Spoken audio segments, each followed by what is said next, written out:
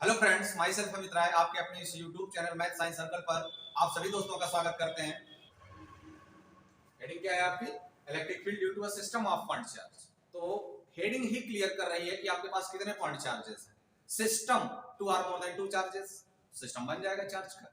तो पहले आप फिगर इसका देख लें। आपसे बोला गया है सिस्टम ऑफ पॉइंट चार्ज, तो two or more than two charges आपको सिलेक्ट करने हैं।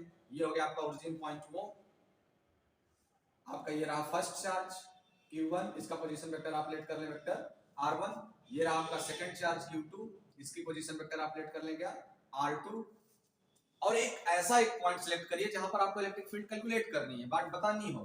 तो हमने क्या कह दिया, we wish to determine the electric field at point P। कोई एक पॉइंट P है जो कितने के डिस्टेंस पे है, R के डिस्टेंस पे है। यही हमको क्या करना है, इलेक्ट्रिक फील्ड बताना है।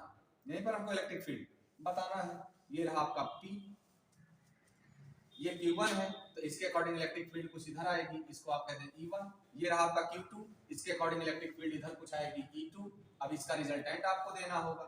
अगर इसके रिजल्टेंट की बात कर ले हम, अगर इसके रिजल्टेंट की बात कर ले तो कुछ यूं बन रहा है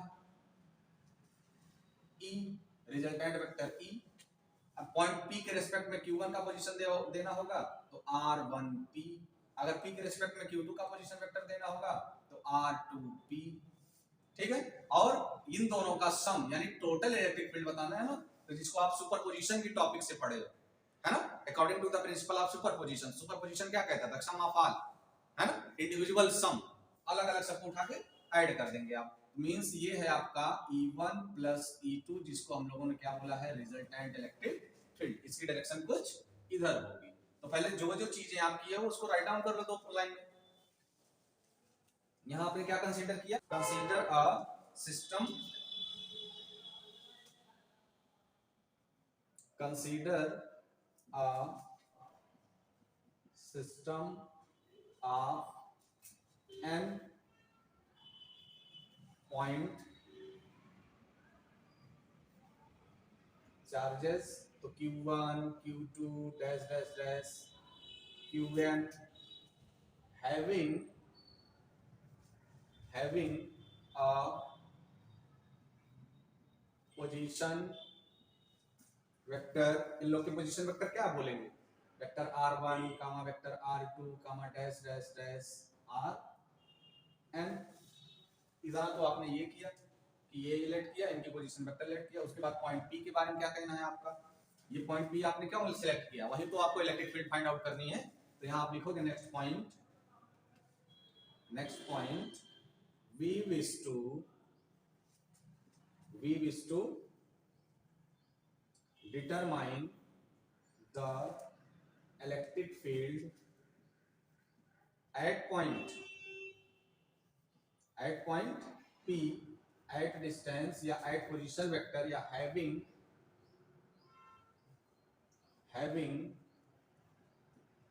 position vector। पॉइंट P का पोजीशन वेक्टर कितना आपने सिलेक्ट किया R, तो हैविंग पोजीशन वेक्टर R।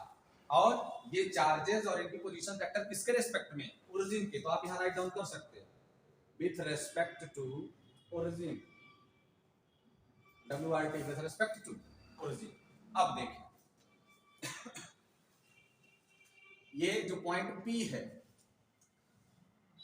अगर आपको इलेक्ट्रिक फील्ड चाहिए तो उसके लिए आपको क्या चाहिए होता है, electrostatic force. Without electrostatic force तो आप दे नहीं सकते, या ड्यू टू पॉइंट चार्ज के अकॉर्डिंग में सीधे डायरेक्ट, है ना। और अगर आप ध्यान से देखें, हम एट पॉइंट P पे एक अजम्पशन कर लें कि वहां पर एक टेस्ट चार्ज Q0, तो होगा क्या, इनके बीच में फोर्स लगने लगेगा, यानी फोर्स बिटवीन टू चार्जेस। तो दो कूलम्बियन फोर्स दो टाइप से F1 और F2 तैयार हो जाएंगे। तो अकॉर्डिंग टू कूलम्ब्स लॉ यहां आप Q0 राइट डाउन कर सकते हैं। अकॉर्डिंग टू कूलम्ब्स लॉ,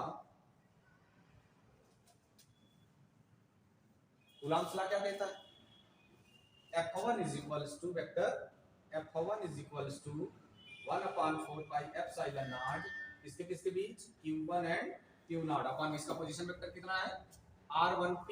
तो R1P का स्क्वायर इनटू R1P का अगर फोर्स इतना है तो इलेक्ट्रिक फील्ड कितनी होगी, अगर फोर्स इतना है तो इलेक्ट्रिक फील्ड कितनी होगी। तो आप देख सकते हैं यहाँ hence therefore vector E is equals force और इलेक्ट्रिक फील्ड में बहुत माइन्यूट सा अंतर है, इसमें Q1 Q2 रहता है और इलेक्ट्रिक फील्ड में ओनली Q रहता है। यहाँ अगर Q1 Q नॉट है तो यहाँ अपॉन में Q नॉट क्या करेगा, कैंसिल आउट कर देगा। तो यहाँ आप डायरेक्ट लिख सकते हैं सिमिलरली इलेक्ट्रिक फील्ड के vector E is equals to 1/4 pi epsilon naught Q1 Q naught तो कैंसिल आउट हो जाएगा ना, तो Q1 अपॉन में R1P का स्क्वायर इंटू R1P का कैप, कुछ ऐसा। और इसी तरीके से इसको आप अगर E1 कहते हैं, पहले चार्ज की इलेक्ट्रिक फील्ड है तो E1 is equal to this, और दूसरे चार्ज के बारे में अगर निकालना होगा, दूसरे चार्ज के अकॉर्डिंग इलेक्ट्रिक फील्ड आपको बतानी होगी, तो इसको आप कहोगे E2, है ना। सिमिलरली यहां दिख जाएगा, देखें सिमिलरली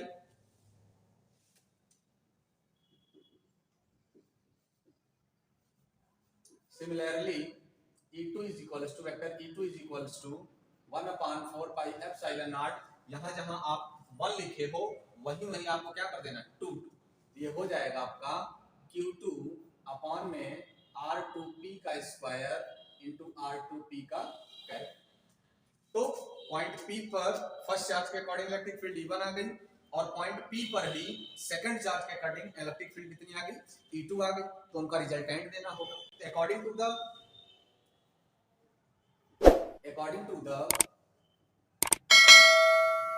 प्रिंसिपल ऑफ सुपरपोजिशन क्या कहता था, सम ऑफ ऑल, जितने भी इलेक्ट्रिक फील्ड है सबका क्या करना है, सम कर दें। तो ये हो जाएगा resultant electric field at point P is E equals to vector E1 plus का वेक्टर E2, है ना। अभी तो दो सिस्टम का बनाया है, अभी n चार्ज के लिए भी देख लेंगे, पहले इसको आप फाइंड आउट कर लें। तो vector E is equals to 1 upon में 4 पाई एप्सिलॉन नॉट Q1 अपॉन में R1P का स्क्वायर इंटू R1P का कैप, प्लस E2 की वैल्यू ऐसे ही 1/4 pi epsilon not Q2 upon R2P का स्क्वायर इंटू R2P का कैप। दिख रहा है, चलिए अब तो शॉर्ट ही होगा ही। इसमें कुछ कॉमन पॉइंट आपको दिख रहे हैं 1/4 पाई एप्सिलॉन नॉट और 1/4 पाई एप्सिलॉन नॉट, तो क्या हम इसको कॉमन ले लें, बिल्कुल। तो ये हो गया आपका vector E is equals to 1/4 pi epsilon naught आप कॉमन लोगे तो यहाँ आपका क्या बचेगा, Q1 अपॉन में R1P का स्क्वायर इंटू R1P का कैप, प्लस यहाँ से अगर 1/4 पाई एप्सिलॉन नॉट बाहर निकाल लिए आप तो ये होगा Q2 अपॉन में R2P का स्क्वायर इंटू R2P का कैप। ये है सिस्टम ऑफ पॉइंट चार्जेस का इलेक्ट्रिक फील्ड, और इस सिस्टम में कितने चार्जेस लेकर के आप किए हैं, 2 पॉइंट चार्जेस। अगर मान लीजिए आपके पास n पॉइंट चार्जेस हैं जो यहाँ आप राइट डाउन किए हो, तो उसी के अकॉर्डिंग ये जो रिजल्टेंट निकाला गया था ओनली E1 और E2 को ऐड करके, तो अगर n पॉइंट चार्जेस हैं तो आप क्या बोलोगे, आप यहाँ देखो फॉर n पॉइंट चार्जेस के अकॉर्डिंग कितना हो जाएगा, vector E is equals to vector E1 plus vector E2 plus dash dash dash vector En, कुछ ऐसा है ना। अब सबकी वैल्यू आप प्लेस कर सकते हो, तो vector E is equals to 1/4 pi epsilon naught Q1 upon में R1P का स्क्वायर इंटू R1P का कैप, ऐसे ही E2 के वैल्यू प्लेस कर दो आप 1/4 pi epsilon not Q2 upon में R2P का स्क्वायर इंटू R2P का कैप। कैप का कॉन्सेप्ट आप समझते हो, यूनिट वेक्टर है ना। अब देखें En की वैल्यू ऐसे ही आप क्या राइट करोगे, दिख रहा है आपको कि नीचे लिख दें, नीचे लिख देते हैं, देखें ये हो जाएगा आपका 1/4 pi epsilon naught Qn upon में RnP का स्क्वायर इंटू RnP का कैप, कुछ ऐसा, ठीक है। अब देखें सब में 1/4 pi epsilon naught 1/4 pi epsilon naught 1/4 pi epsilon naught क्या है, कॉमन है, तो आप तुरंत राइट डाउन करोगे vector E is equals to 1/4 pi epsilon naught, जैसे ही आप बाहर निकालोगे ये बच जाएगा आपको, दिख रहा है ना, Q1 अपॉन में R1P का स्क्वायर इंटू R1P का कैप, प्लस सेकंड में क्या बचेगा 2 डैश डैश डैश n में क्या बचेगा भाई Qn, है ना। देखें तो ये आपका हो जाएगा Q2 अपॉन में R2P का स्क्वायर इंटू R2P का cap plus dash dash dash, जहां भी ऐसे डैश डैश डैश, क्योंकि n चार्जेस 3 4 5 के बाद ही जहां तक भी आ जाएंगे, ये हो जाएगा आपका प्लस Qn अपॉन में Rnp का स्क्वायर इंटू Rnp का कैप। अब एक इस बात को अगर आप बहुत शॉर्ट में लिखना हो, बिल्कुल एक वर्ड के फॉर्म में लिखना हो, तो आप क्या कर सकते हो? सबसे पहली चीज तो आप देख रहे होंगे कि जितने भी टर्म्स हैं वो सब के सब प्लस में लिख रहे हैं, सब के सब प्लस में लिख रहे हैं। देखिए तो प्लस का मतलब समेशन, तो इस बात को हम यहाँ राइट डाउन अगर करें, आपने वहां क्या लिखा है? यही तो लिखा है vector E is equals to 1/4 pi epsilon naught. तो पहले टर्म में कॉमन लेने के बाद क्या बचा था? Q1 अपॉन में R1P का स्क्वायर इंटू R1P का कैप। ऐसे ही सेकंड टर्म में क्या बचा था?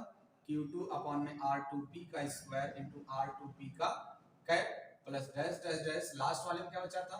Qn अपॉन में Rnp का स्क्वायर इंटू Rnp का कैप। ठीक है, ये जितने भी टर्म्स हैं जो सम के फॉर्म में लिखे गए, इसको हम समेशन लगा के राइट डाउन कर सकते हैं ना।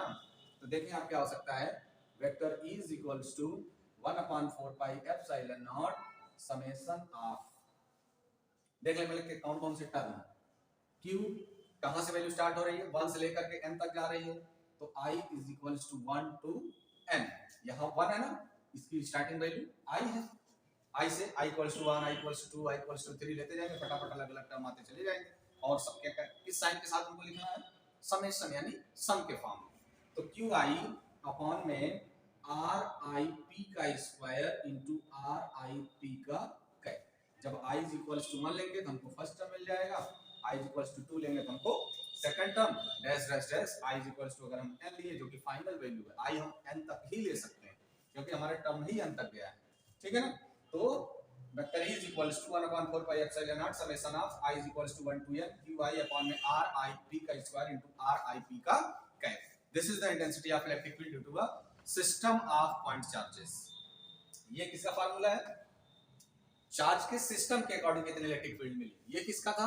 1/4 pi epsilon naught Q by R square due to a point charges. Electric field, intensity of electric field due to a point charges. और उसके ऊपर क्या था? ओनली इलेक्ट्रिक फील्ड का concept, electrostatic force per unit test charge. Clear है? अब आपका जो नेक्स्ट टॉपिक आ रही है वो है डाइपोल, डाइपोल मूवमेंट। ये दो टॉपिक पढ़ेंगे, उसके बाद आपका axial position, equatorial position at any point.